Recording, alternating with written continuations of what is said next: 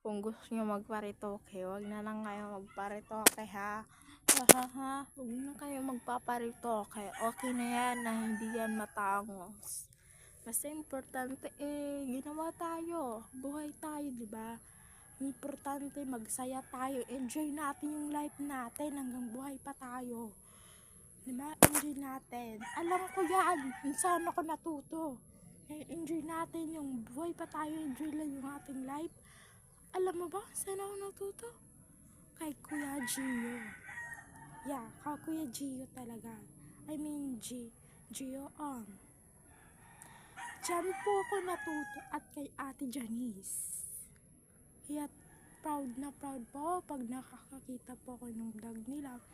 Kasi dyan ako na respect. Dyan din ako nagsimula para maging masaya. Kasi pag nakikita yung ko ng vlog, may